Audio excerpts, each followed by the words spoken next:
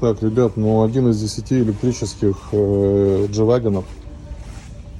Цена 1 780 000, это где-то там 37-38 миллионов. Ну, опять же, новая машина, ребят. Новая, блядь. Что это такое? Не доделали.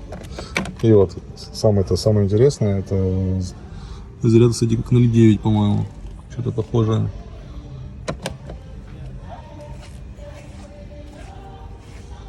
F65. Вот это тюнинг ателье интересное. Сейчас быстренько перейдем в салон. Но здесь ничего такого прям. Ну, хотя здесь, в принципе, вот дизайн, да, такой типа милитари военное, что да, тут все в карбоне.